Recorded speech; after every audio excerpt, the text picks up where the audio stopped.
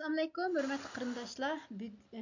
A1 səviyyədəki Golland dil dərsimizə xoş gəldinglar. Şundaq qılıb bugün bu səviyyəninki ən axırkı dərsini ötəb turibdimiz. Bugünkü dərs xeminta, yəni yerlik hökumət. Mən bu xeminta degan gapni yerlik hökumət deb aldım. Hökumət desək xudi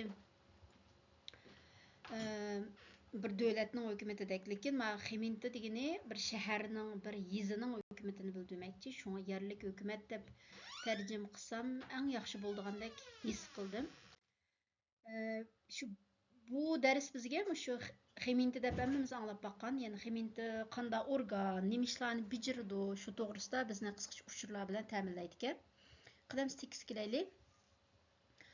What bedoelen we met de gemeente? Yani biz yerlik hükümet deb nimani demakchi, nimani maqsad qilmoqchi deydi. De gemeente is een bepaald gebied. Yani yerlik hükümet degan vaqtda odatda ma'lum bir rayonni ko'rsatadi deydi. Ma'lum bir rayonni ko'rsatadi. In stad, yani u bir shahar bo'lishi mumkin.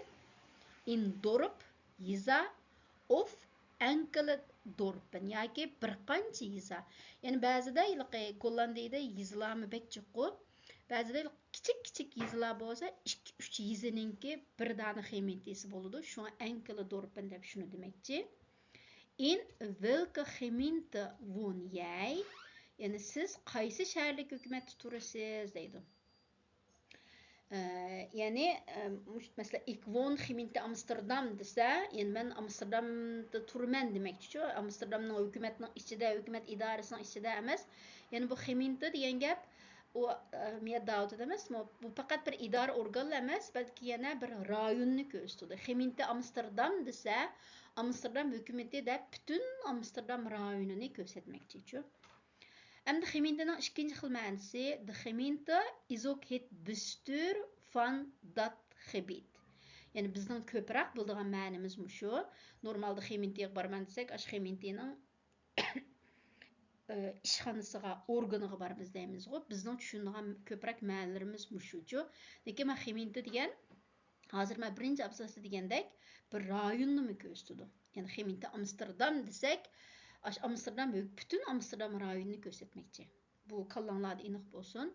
De gemeente is ook het bestuur van dat gebied. Yani yerlik hükümet, yani bir rayonninki bestuur, boshqarish organi. Wanneer ga je naar de gemeente? Yani siz qachon yerlik hükümetga borasiz? Endi miyada idaresini demakchi, hükümet idaresiga borasiz. Natuurlijk als je in de gemeente komt wonen. Yani albatta siz mushu hükümetga, mushu rayonga kelib turmoqchi bo'lganda, ya'ni hammanglarning ma'lum bir yerdan o'yinglar chiqqan vaqtida ash gemeentega borib tizimga oldirib qilgan-ku, shunda vaqtda shu ishxonasiga boramiz. Of als je wil trouwen, yoki siz to'y qilmoqchi bo'lganda, ya'ni Gollandiyada rasmiy tizimga oldirib to'y qilman desanglarmi, gemeentega borib tizimga oldirdi. Bu yerda unda maxsus to'y ishlari idorasi deb unda idoralar bo'lmaydi-ku, ash gemeente tizimga oladi. Maar ook als je een kind hebt gekregen, yoki ham siz balliq bo'lganda, balangiz bo'lganda deydi. Yani Gollandiyada bunda maxsus ballarni tizimga oldirib, nopusga oldirib qildigan ayrim organlar bo'lmaydi. Ash gemeentega borib tizimga oldiramiz. Of als iemand is overleden, yoki birasi tugab ketganda deydi. Yani birasi tugab ketsimi, gemeentega borib uni ma'lum qilib qo'yamiz.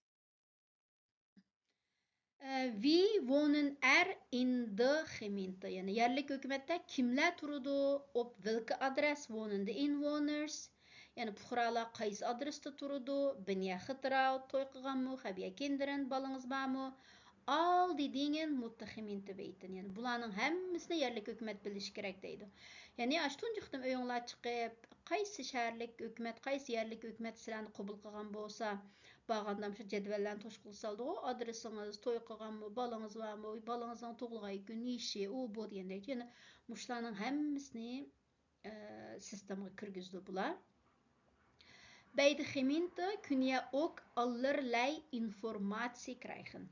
Yani shaharlik hükümet, yerlik hükümet idaresida, yani siz har qandaq, har xil uchurlarga erisha olasiz. Qanday uchur? Bijvoorbeeld, masalan, hoe vind je een huurwoning? Yani ijara uyini qanday topasiz? Of welke scholen zijn er? Yoki qanday maktablar bor? Yani işte sizler özüňlar turuşlyk şäherde islami mektep barmy ýok, ýa-ki qandaq türlük mektepler bar, spesial underweis, yani alaydy marif barmy ýok, muşlarnyň hemmisini bilgenler bolsunmy?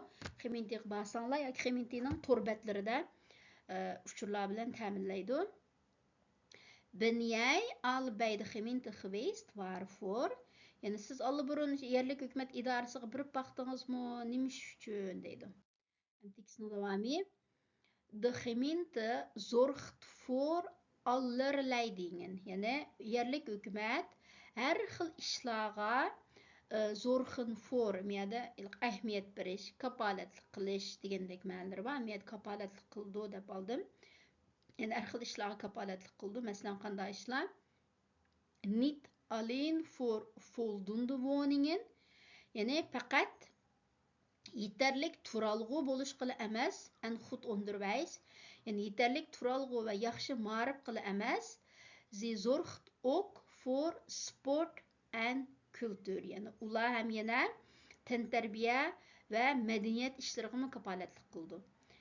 Sie geeft bijvoorbeeld soms hulp aan sportclubs. Yani mesela bazıda yerlik hükümet tenterbiye kulüplerine yardım berdi deydi. Yani mesela bir şehirde qançılık fuqara bolsa, şu fuqaralar turalaydigan öýlerniň boluşy, şu fuqaralarning balları okuyalaydigan her xil mekdeplerniň boluşy, ana şu fuqaralarnınki başka ihtiyaçlarını kandıruş üçünmü, mesela işte tenterbiye, her xil medeniyet kandıruş üçünmü ma'lum derecede her xil idare organları buluş gerekçi. Muşlarning hemmisiga de gemeente kapaletlik kıldı. Gemeenteniň wezipesi. De gemeente zorgt voor ons afval. Voor licht op straat en goede wegen. Yani yerlik hükümet yana bizninki ähletlerimizge licht op straat, koçlardaki çıraqlarga, goede wegen, yollarning yaxşı boluşyg mesul boldu. Yani biz ähletlerini töksek, maxsus şu ähletlerini bir taraf kıldıgan hemmisinin aşağı dikkat qıp bakkan bolsaňlar, aşlar hemmisi Xemintiýiniň maşinalary üstüde Xemintide beşe xatlar boldyjy. Aşlarning hemmisi mesul. Eger mesela sizler tugan şäherde bir ýerde ýollar yaxşı olmay qap qalsa, uny Xemintiýe şäherlik yerlik hökümetge ma'lum qılsak, ular ýasaşga mesulçy. Şulan demekçi. Ýa-ki ýoldaky bütün çyraglar, muştaşlar qısqasy. Emdi şu şäherde ýaşawatgan fuqaralarnynki muş turmuşdaki en bazis, asasi hukuklarının hemmisininki ma'lum derecede icra kılınışıga kapaletlik kıldı. Darfur, yani bunun üçün Darfur şu sebepten betalın ve almal xemintilike belasting, yani şu sebepten biz hemmimiz yerlik hükümet bici töleyimiz deydi. Yani normalda aylık hükümetten yardım pulunu algan vaqtda muşta hükümet bicini keçirim kılıyordu, lekin işleydiganlar şu ahlet tökkenlik üçün, andı yolunu işletkenlik üçün, hem muş yoldaki koç çıraqları iş qılmışlarning hemmisiga ma'lum bir miqdarda baş töleýil salydy. Şunu demekçi xemintilike belasting. Peki bu xemintilike belasting hükümet bici, hükümet mesela sizler hazır okuş basqıçda turup hükümetden yardım pulunu ilatgan bolsaňlar keçirim kılıdydy. Keçirim kılış üçün maxsus Kuwait Holding dep, yani keçirim kılışny iltimas kılış jedweli var. Şunu toşguzgandan keyin keçirim kılıdydy. Emtikisini ahırga kelsek, ook de politie en de brandweer horen bij de gemeente. Yani sakçı idaresi ve ot öçürüş idaresi hem yerlik hükümetke täbä, horen bij, täbä bulmak.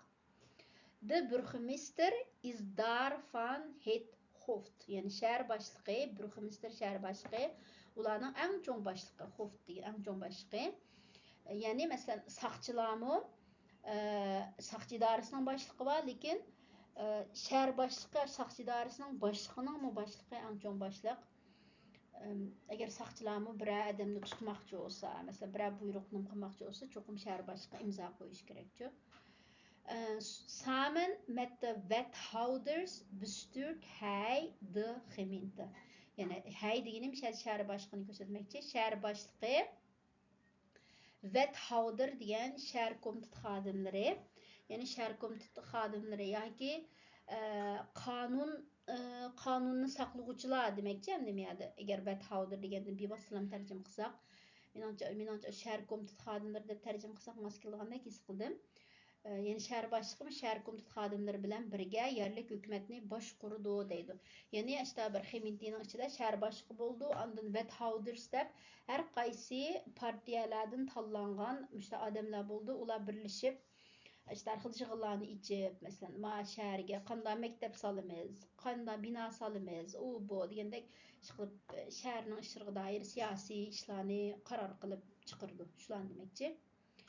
The Gemeenteраad is het parlament. Gemeenteраad degan yerlik hökumət kengashi heyeti. Yəni Gemeentenin içində şu wethouderlardan tərkib tapqan Gemeenteраad boludu. Yəni yerlik hökumət kengashi heyeti. Yəni ular şu kiçik bir parlament, şəhərlik hökumətin içindəki parlament. Yəni muşlar bir kelib şu şəhərdə bolğan hər xil işlər toğrusunda qararlarını alıdı. The invoners, yəni puhralar kizin tallaydı. Elk feryar innurat, yəni 4 yılda bir qitim yeni kengash heyetlerini tallab çıkıdı. Mahya o kizin siz hem tallay alamsınız deydi. Yani bunda tallaşlarga adette Gollandiya puhrası bolğandan keyin qatnaşa alaymiz. İşte her 4 yılda bir muşta şəhərlik hökumətninki kengash heyeti saylanğan vaqtda öyge işte xatlar kildi. Xatlar kilib qanday heyet əzaları var. Həmmə heyet əzaları özünü tonuşdurup, əgər şu şəhərlik hökumətə heyet əzası olub gəlsə qanday planları var, nimiş qıldı, əley-bəley taraqdırıq degəndə gəplərdən bir gizitlər kilidi. Şunun qarab, əgər saylamğa qatnaşsa xalqa adam qatnaşsa boludu. Lakin bunun həmmisi şu vətəndaşlıq alğandan keyin bolduğan işlər. Qısqası bugünkü dərsimiz şu. Dersimizin sözlükleri. Yani bu teksem mühim bir teksken şu şehirlik, yerlik hükümet ximenti doğrusunda bizge kısaca bir uçur birdiğen. Şundaq qilib sabaqdaşlar A1 seviyedeki dersimiz ahırlaştı. Hem de inşallah aldığımızdaki yekşembeden başlap yani 9. ayının 3. günden başlap A1'den A2 seviyeye mangan derslerimiz başlandı. O derslerge bu ikinci kısım kitapını Tal Komplet degan kitapını tanladık. O'quvchilar bilan birga maslahatlashish orqali. Ma darslik o'tilgan kitap Nederlanders for Buitenlanders, yani chet elliklar basis kursus for Buitenlanders deb. Yani chet elliklar uchun Golland tili degan darslik kitap. Lekin bu A1 seviyede. Şuna ilqi Tal Kompletninki birinci kısmını ügenmey, anınğa yetişələmənmi deb ənsirməsənglar boldu. Qaysı dərslik kitap bolışı bək mühim emas, lekin toğru seviyedeki kitapını tanlaş mühimçü. Bu kitapmı sizlərə A1 seviyedeki sözlük, tekstlərini, hər xil qrammatik oxumlarını düşəndürdü. Şuna ilqi A1 başdan başlap ügündüğanlar üçün hem bu derslerini tavsiye qılman. Gerçi başka kitap bolsunmu sizler ügünüp bak. Sizler ügengenden başka kitap bolsunmu. Lekin sizler bu derslerini ügünüş arkalıqmı özünlərinin til seviyesini A1 seviyeye yetküzələysizlər inşallah. Bu dersler kayıt ötülmeydi. Bana anca bu dersler yani kayıtıdan sözünüp ötülemdi diye uçurlar kildi. Bu dersler kayıt ötülmeydi. A1 seviye müşün olan tügüdü hem de. Ben bir qitim sözləb bolğan seviyedeki derslerini yani bir qitim sözləməyəm. Başqa kitap olsun sözləməyəm. Gerçi kitap oxşaş olsun, lekin seviye asası oxşaş olğanlıq üçün oxşaşlar ügengil oldu dep oylaymançı.